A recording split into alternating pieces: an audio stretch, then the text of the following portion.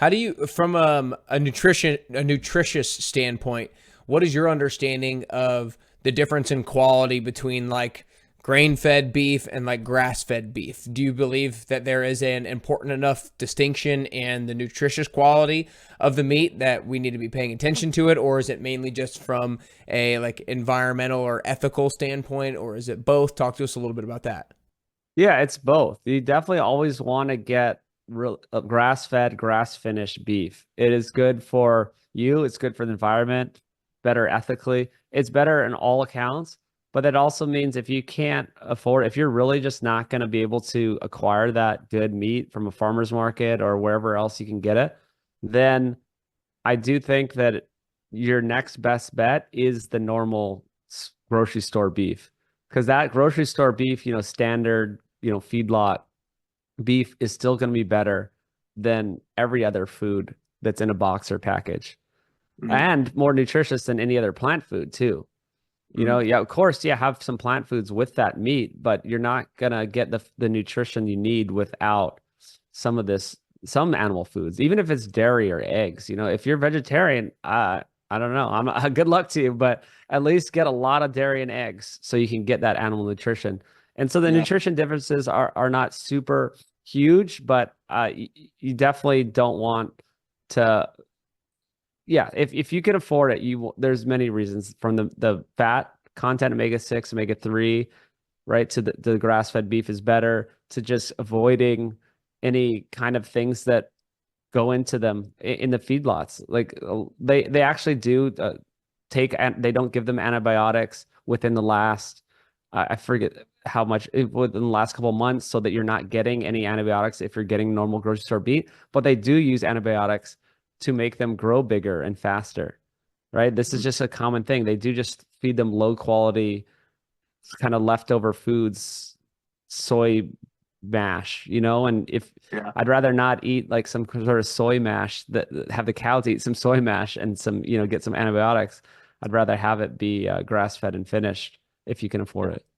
Yeah, no, I love that. The second thing that I read out with regards to some of your beliefs is like processed foods, especially ones made with seed oils, refined grains, and added sugar, are the actual enemy. What is so damaging or wrong about these things, and why is it not just calories in, calories out? If you're not overdoing it on these things, then you're going to be fine. Why are these things so damaging to our bodies? Yeah, there's two sides to it. You kind of brought them both up. So one is the just I don't want to call it toxic side. It's the stuff you want to avoid. There's certain things you want to avoid that could actively damage your gut or give your body things you don't want, environmental toxins. There's stuff, even the wrong kind of fats, right? The seed oils, it's a high polyunsaturated fat that could oxidizes very easily. It's just not the right fat you want to having pesticides on the grains or any number of things. These sugar, flour, oil, these three added ingredients that most processed foods are made up of, they come with their own downsides, right? Beyond just the calories they have. And there's way more ingredients than just those three, right? There's all kinds of additives, preservatives, food coloring stuff that have their own unique problems. So definitely you want to avoid those for many reasons. But then there also is a side of, well, yes, you don't want to overeat. So the calorie story is complex. So it's way more than calories because certain foods will basically just pretty predictably, universally cause people to overeat. Right. Yeah. And they're not, and there's also a difference between calories. There's nutrient calories and energy calories. So this is a big one. Like your nutrients are protein, vitamins, and minerals, right? And then the energy is mostly fat and carbs, even though fat has nutrients that are very valuable, but mostly we'll just call fat and carbs energy. So you really do want.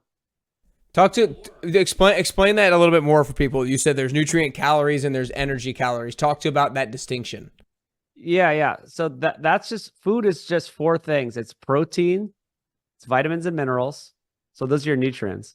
And then on the energy side, it's fat and carbs, right? So that's your four things. And there you want more of the nutrients, which is protein, vitamin, minerals, and you want the right amount of energy, which is fats and carbs, getting through the day, right? So the problem is most people in the world are getting too little nutrients, right? They're getting not enough protein, not enough vitamins and minerals, and too much energy.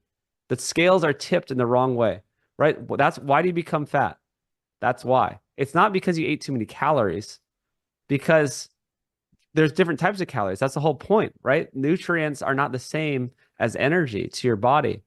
And even vitamins and minerals, they don't even have calories, right? It's like they are a non-caloric thing that are very important. So we can't just talk about calories, right? Because all these vitamins and minerals are non-caloric. Mm.